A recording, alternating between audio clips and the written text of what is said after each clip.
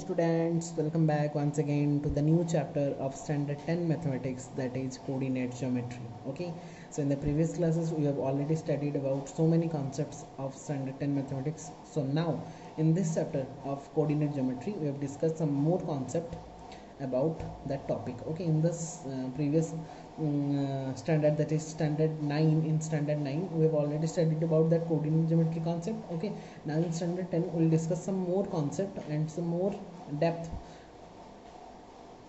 about that coordinate geometry, and we will solve some of the problems also. Okay, so let's start the class. Okay, so this is our chapter number 7.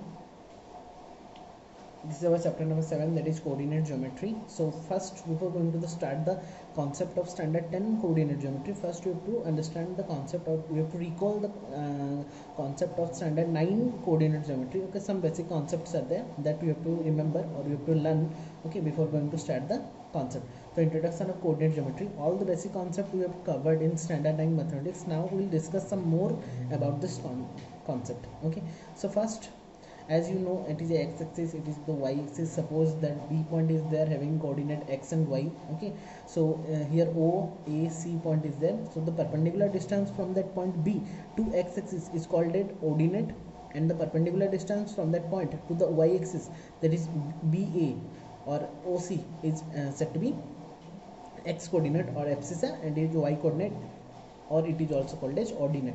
So this is the representation of xy, that point on the Cartesian plane. The total plane is said to be Cartesian plane. Okay, so time to write down the notes of some concept. Like first point is a pair of numbers on a line, a pair of numbers on a plane is called coordinates. जो हम points को denote करते हैं उसको हम क्या बोलते हैं, coordinates बोलते हैं. एक को x coordinate बोलते हैं पहला को, दूसरा को हम क्या बोलते हैं, y coordinates बोलते हैं. So the distance of point from the y-axis is known as abscissa, and the distance, perpendicular distance of a point from x-axis is known as ordinates. इसको हम abscissa बोलते हैं, इसको हम क्या बोलते हैं, ordinate, और x coordinate y coordinate या फिर abscissa और ordinate बोलते हैं. The plane is called Cartesian plane और coordinate plane और xy plane. ये plane को हम Cartesian plane भी बोलते हैं या फिर coordinate plane भी बोलते हैं या फिर xy plane भी बोलते हैं. ये सब हमने स्टैंडर्ड 9 में बहुत अच्छे से पढ़ लिया, फिर भी उसको रिकॉल करना जरूरत है. ठीक है, so our main topic in standard 10, that is about the distance formula. So in standard 9 we have just located the points on a Cartesian plane, and how to locate the point, how to find the distance from that point to the x-axis, how to find out the distance from that point to the y-axis, that we have studied in standard 9.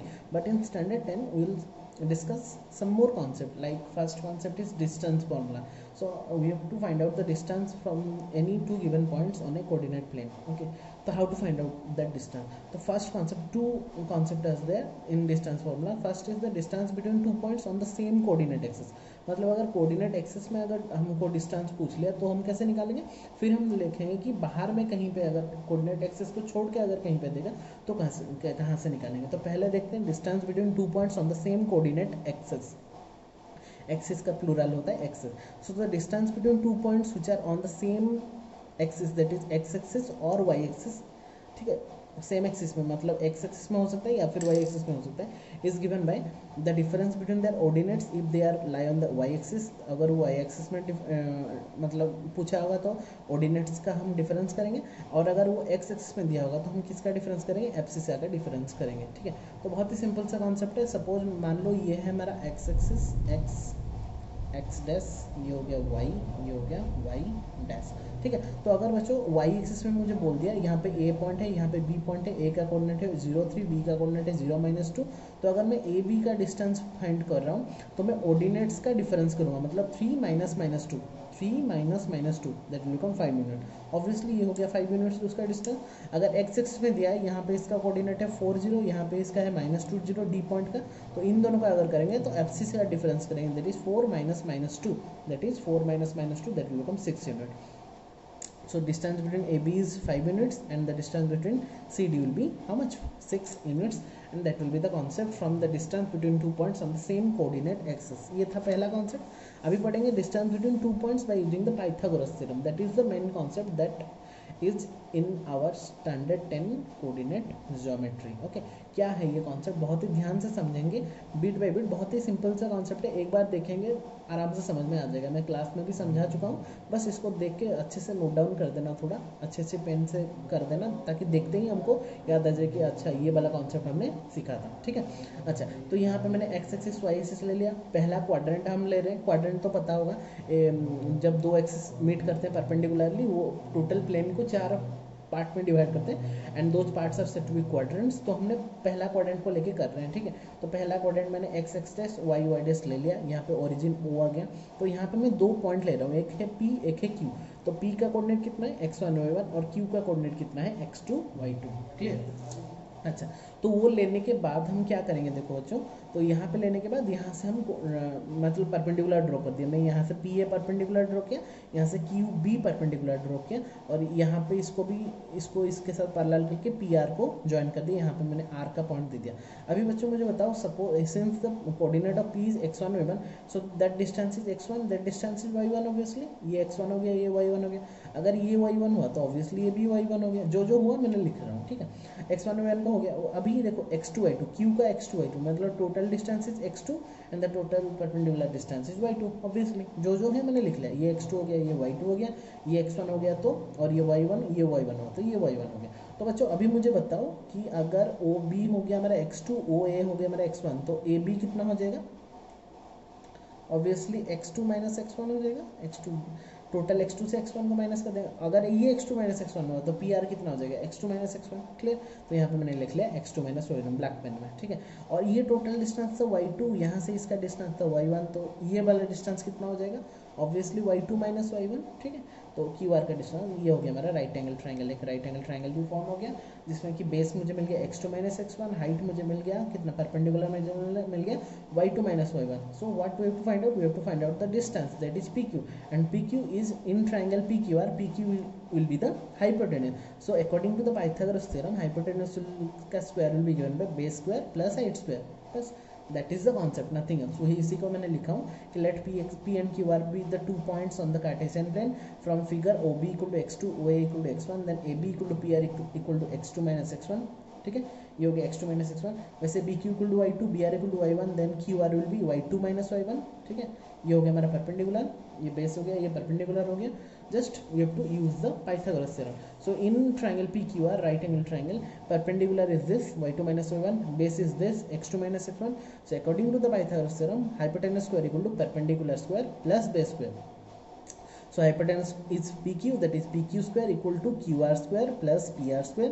Then PQ square will be QR मतलब y2 minus y1 का whole square plus PR equal to x2 minus x1 का whole square. Then PQ will be given by y2 minus y1 का whole square plus x2 minus y1 का whole। यहाँ पे square था, ये इधर आने से रूट ओवर हो जाएगा। So the distance formula will be given by any 2 points will be given by y2 minus y1 का whole square plus x2 minus x1 का whole square का रूट ओवर। या फिर अगर हम यहाँ पे चेंज भी कर देंगे, क्योंकि माइनस का स्क्वायर तो ही मतलब 2 का स्क्वायर भी 4 होगा, -2 का भी स्क्वायर, तो अगर एक माइनस लेके हम कॉमन लेके भी स्क्वायरिंग करेंगे, that is y1 minus y2 का square plus x1 minus x2 का स्क्वायर, तो भी हमारा आंसर सही निकलेगा। लेकिन I will prepare that concept. Okay, so ये हो गया मेरा distance between any 2 points. So the distance between any 2 points x1 y1 and x2 y2 is given by x2 minus x1 का whole square plus y2 minus y1 का whole square का whole root over, and that is nothing but our distance formula. ठीक है,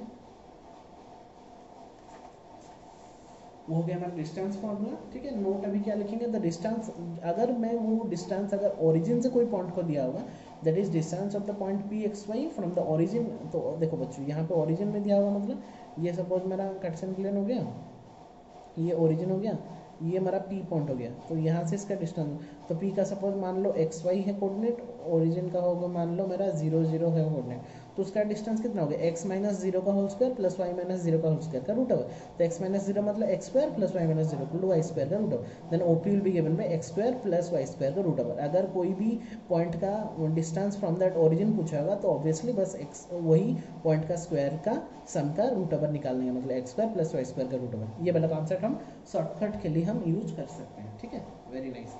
Okay, some now coming back to some of the examples, important examples for the coordinate geometry distance formula. So that the points 1 7 4 2 -1 -1 and -4 4 are the vertices of the square.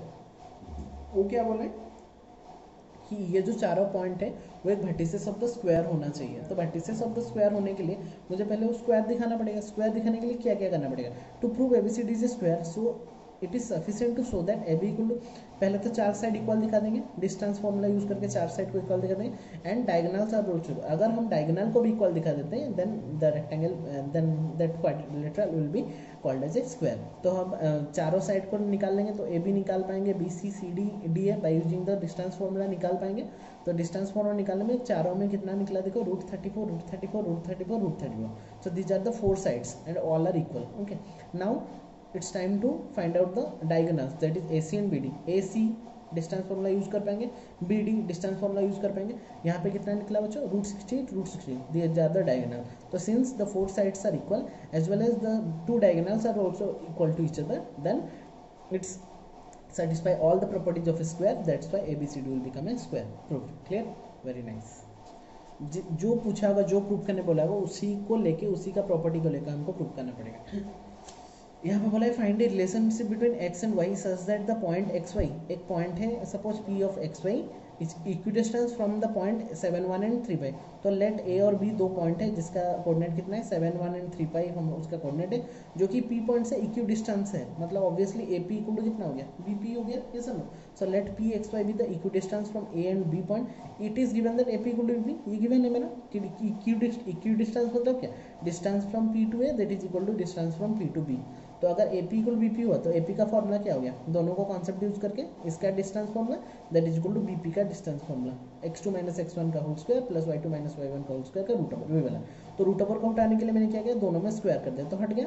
तो directly इसको खोल देंगे, ये हो गया x² - 14x + 14n, इसको खोलेंगे तो y² - 2a + 1 that is equal to, इसका हो गया x² - 6x + 9 a - b का होल स्क्वायर, इसका हो गया y² - 10y + 25 a - b का होल स्क्वायर।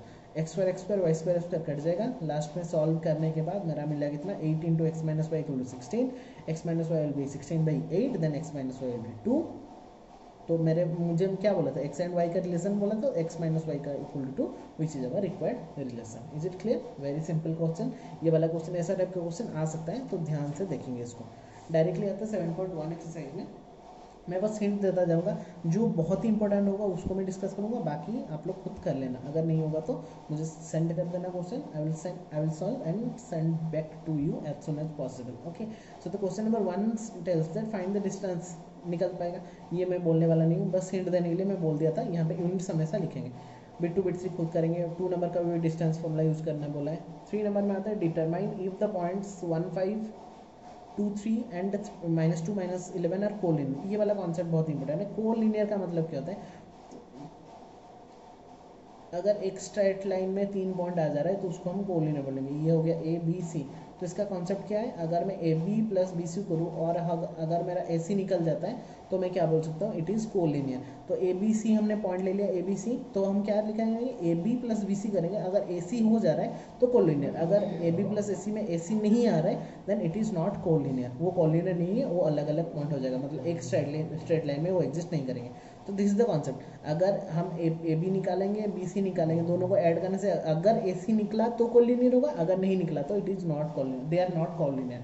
तो AB में हमने निकाला, बाय डिस्टेंस फॉर्मूला निकाल सकते हैं, x2 - x1 का whole square plus y2 - y1 का होल स्क्वायर का रूट ओवर। तो AB निकला, BC निकला, ठीक है। तो AB निकला, BC निकला और AC निकला। तो हमने निकालने के बाद क्या देखा, AB √5 निकला, BC कितना निकला 2√53 एंड AC निकला मेरा √265। तो सो हियर AB + BC अगर हम करेंगे तो कभी भी AC के साथ इक्वल नहीं हो रहा है, hence the point are not collinear. अगर होता तो कोलिनियर होता, यहाँ पे नहीं हो रहा है, that's why they are not collinear. Clear? 4, 5 homework, बहुत ही सिंपल सा कॉन्सेप्ट है। अभी आते हैं 6 नंबर क्वेश्चन में, name the type of quadrilateral form. वो बोला है कि कैसा टाइप का क्वाड्रिलेटरल फॉर्म हो रहा है, तो हमको चेक करना पड़ेगा। अगर चारों साइड इक्वल हो गए और डायगोनल इक्वल हो गया तो क्या हो गया, स्क्वायर हो गया। अगर opposite side sir equal and diagonals are equal then rectangle, उसको देख के हमको ट्राई करना पड़ेगा। So in quadrilateral ABCD we have to check. पहले हम क्या करेंगे ना, चारों साइड निकाल लेते क्या होता है। अगर ऑपोजिट साइड इक्वल हो, रेक्टेंगल का मतलब कॉन्सेप्ट हो सकता है। अगर चारों के चारों साइड इक्वल हो रहे हैं तो स्क्वायर हो सकता है। तो हमने क्या किया, AB BC CD DA निकाला डिस्टेंस फॉर्मूला से, और मैंने चेक किया क्या 2√2 2√2 2√2 2√2। तो ये कितना हो गया बच्चों, 4 sides are equal. Equal, all the four sides are equal, तो एक हिंट मुझे दे दिया कि it may be a what square. तो बट स्क्वायर होने के लिए उसका डायगोनल भी इक्वल होना चाहिए, तो डायगोनल हम निकाल लेते हैं, ACBD निकाल लिया हमने by using the distance formula, वहाँ पे भी कितना निकला 4 4 निकला, so here diagonals are also equal. तो since all the four sides are equal and the diagonals both the diagonals are also equal, that's why ABCD satisfy all the condition of a square, that's why ABCD will become a square। Bit two bit से वैसे खुद check करके आप लोग कर सकते हैं, बहुत ही सिंपल सा कॉन्सेप्ट है, ठीक है। क्वेश्चन नंबर 7 में आते हैं, find the point on the x axis which is equidistance from 2 -5 and -2 9। Same concept जो हमने एग्जांपल में किया था, लेट पी एक्स एक्सिस में बोला है, तो एक्स एक्सिस में जो भी पॉइंट्स रहता है, एक्स एक्सिस में बच्चों जो भी पॉइंट रहता है, सपोज मैंने ये बोला तो 1 0, ये हो गया 1,0, यहाँ पे दिया तो 3,0, जहाँ पे भी देंगे, यहाँ पे अगर देंगे तो -2,0, तो हमेशा उसका पॉइंट कितना होता है, एक एक्स कोऑर्डिनेट रहता है और वाई कोऑर्डिनेट हमेशा 0 ही रहता है। तो लेट एक पॉइंट लेंगे तो वो उसका कोऑर्डिनेट कितना हो, x0, क्योंकि वाई कोऑर्डिनेट हमेशा एक्स एक्सिस बोला है तो वाई कोऑर्डिनेट इज ऑलवेज 0, अगर वाई एक्सिस बोला होता है तो एक्स कोऑर्डिनेट हमेशा 0 होता है, ठीक है, उसको ध्यान लेके करेंगे। यहाँ पे एक्स एक्सिस बोला है तो x, 0 की है, क्योंकि वहाँ पे वाई कोऑर्डिनेट हमेशा 0 रहता है। अगर वाई एक्सिस बोला होता तो ऐसे लेते हैं, तो मतलब 0, y लेते हैं, क्योंकि उसका x कोऑर्डिनेट हमेशा 0 होता है। बस that is the concept of that question, nothing else. तो p x0 on x axis भी equidistance from A and B, ठीक है। तो अगर p अगर equidistance from A and B हुआ तो obviously P A equal to P भी हो जाएगा। तो पी ए का फॉर्मूला पुट करेंगे डिस्टेंस फॉर्मूला, और बी पी का डिस्टेंस फॉर्मूला पुट करेंगे, √ऑफ x2 - x1 का whole square plus y2 - y1 का whole square. So by taking the square in both the sides will get, ये हट जाएगा, बस इसको सॉल्व करेंगे, x² - 4x + 4 5 का 25 प्लस x² + 4x + 4 -9 का 81, x² will be cancelled out, then after solving we'll get -8x = 56, then x will be -7, therefore the required point is px0, मुझे x निकालना था, that is the point will be given by p of -7 0, and that will be our answer, clear? Okay, now coming back to the question number 8, find the value of y for which the distance between the points p and q are 10 unit। तो y का value हमको निकालना है जिसके दौरान कि उसका distance कितना यूनिट होना चाहिए, 10 यूनिट्स होना चाहिए। तो ठीक है बच्चों, तो 10 यूनिट होना चाहिए, तो पहले पी क्यू का डिस्टेंस निकाल लेते हैं। तो P Q equal to 10, that equal to directly formula use करते हैं, x2 - x1 का whole square plus y2 - y1 का होल स्क्वायर का whole root over.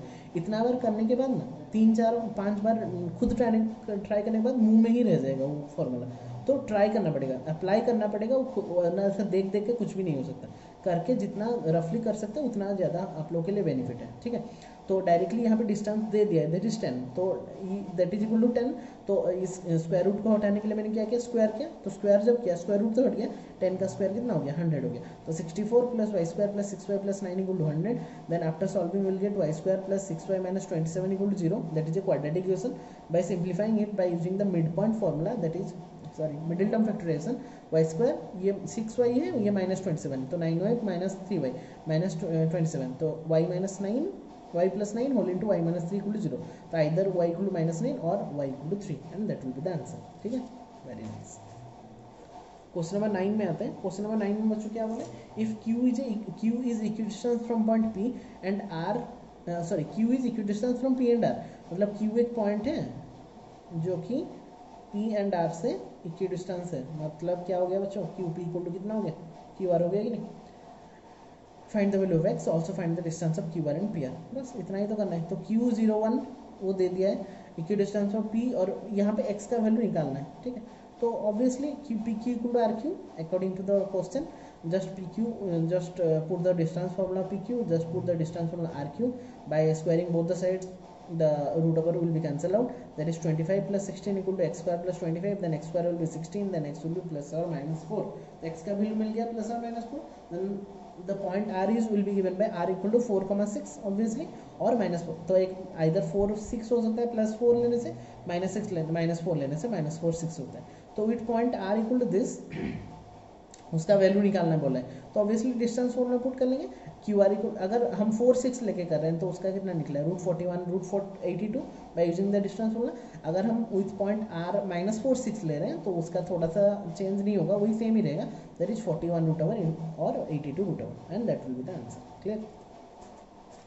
Last question में आते हैं, one of the most important question, find the relationship between x and y such that the point is xy is equidistance from 3 and 5 3 6 and -3 4।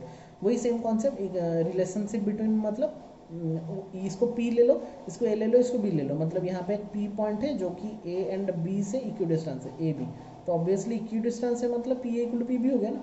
तो given AP equal to AB, distance formula put कर लेंगे, root over of x2 minus x1 का whole square plus y2 minus y1 का whole square that is equal to root over ये, तो root over को हटाने के लिए दोनों में स्क्वायर कर दिए, उसको खोल दिए, तो एक्स ए माइनस बी का होल स्क्वायर का formula x square minus 6x plus 9, यहाँ पे हो गया y square minus 12y plus 36 that is equal to x square plus 6x plus 9 a plus b का whole square that is a minus b का whole that is y square minus 8y plus 16 x square y square will be cancelled out by after solving we will get minus 12x minus 4y plus 20 equal to 0, then just यहाँ पे कर देंगे तो 12x plus 4y minus 20 equal to 0, then just यहाँ पे 4 common लेके इधर करेंगे तो 3x plus y minus 5 equal to 0 which is our required relation between x and y. Okay, so that conclude your 7.1 very nicely.